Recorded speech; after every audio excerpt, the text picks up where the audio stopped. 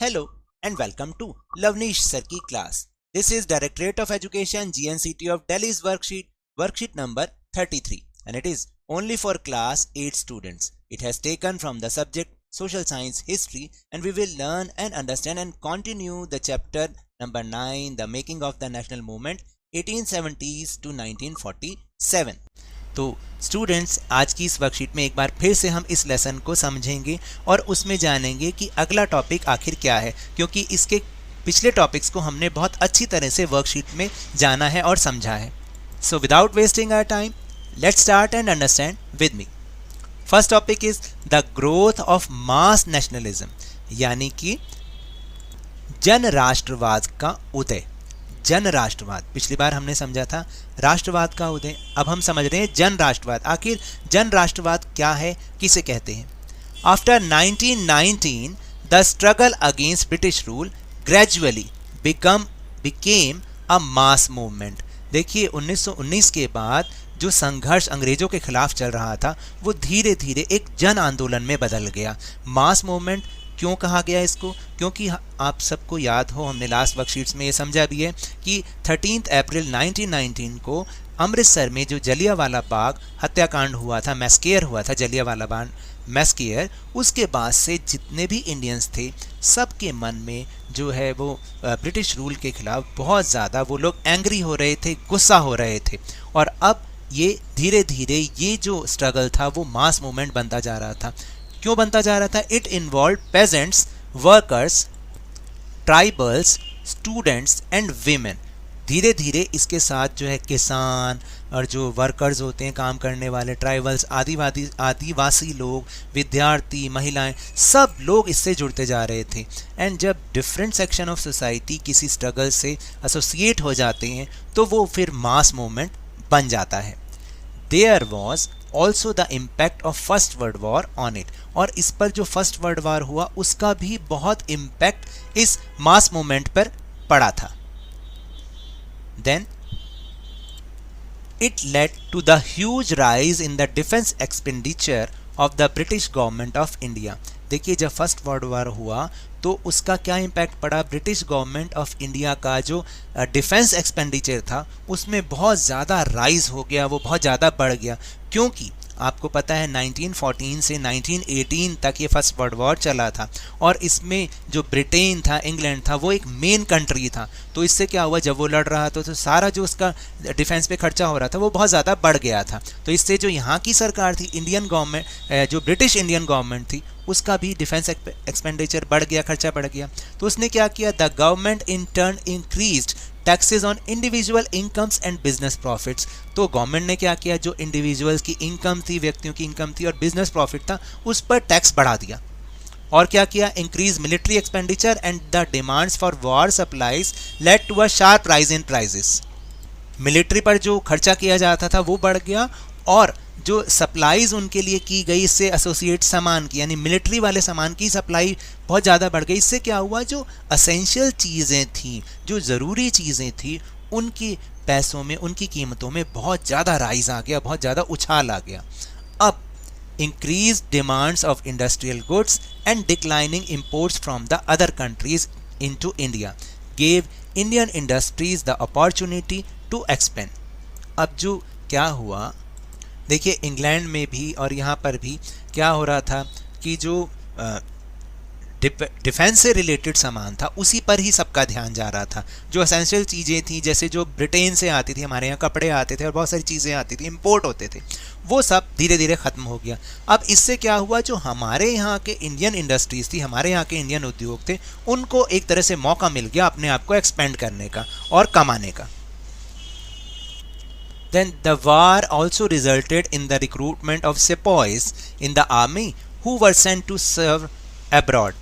इसका और क्या जो वार था उसका क्या परिणाम हुआ कि यहाँ सिपाहियों की बहुत ज़्यादा भर्ती की गई आर्मी के अंदर और उनको अलग अलग देशों में लड़ने के लिए भेजा गया.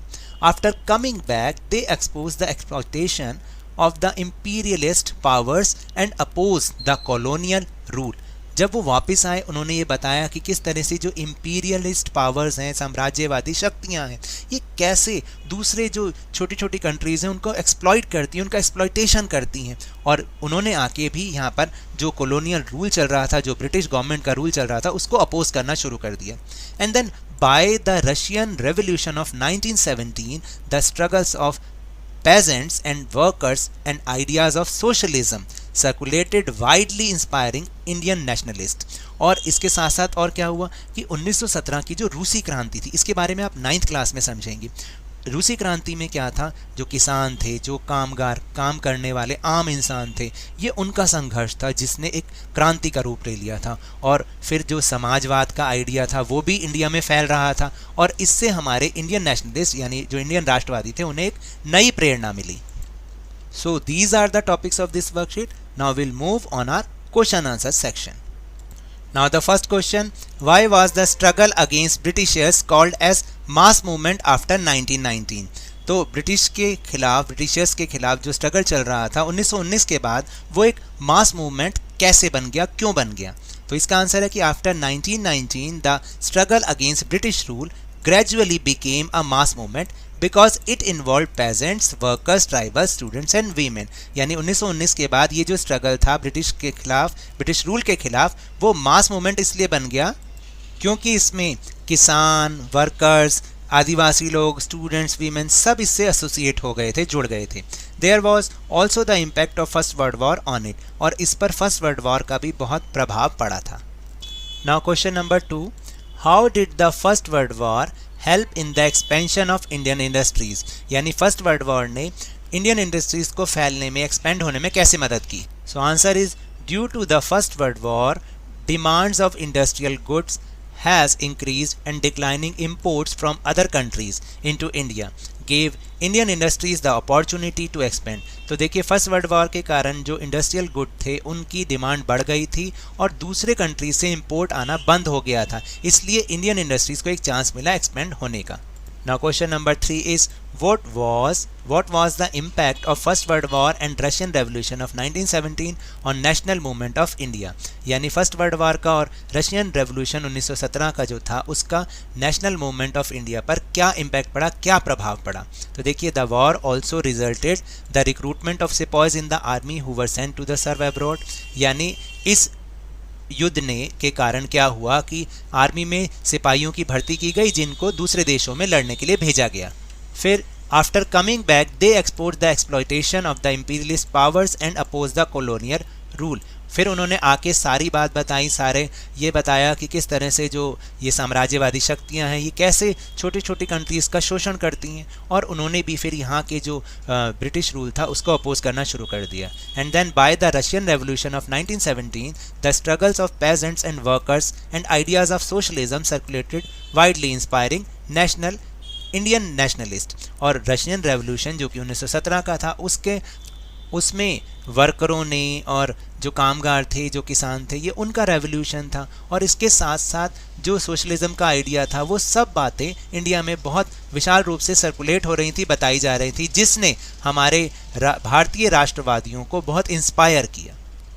So that's all for this worksheet. अगर मेरे इस तरह समझाने से आपको थोड़ा सा भी समझ में आया हो तो इस चैनल को ज़्यादा से ज़्यादा सब्सक्राइब कीजिए, लाइक कीजिए और बहुत ज़्यादा शेयर भी कीजिए। और हाँ, मेरे साथ इसी तरह आसानी से वर्कशीट को समझते रहिए, लेकिन ध्यान और मन लगाकर पूरी मेहनत और लगन के साथ ऑनलाइन ही सही पढ़ते जरूर रहिए। And if you want to defeat corona virus then please wear a mask. एंड जब भी अवेलेबिलिटी हो, जब भी पॉसिबिलिटी हो, इसकी वैक्सीनेशन अवश्य कराएं, क्योंकि कोरोना को हराना है और ज़िंदगी को एक बार फिर से सुहाना बनाना है। इसी उम्मीद के साथ थैंक यू वेरी मच।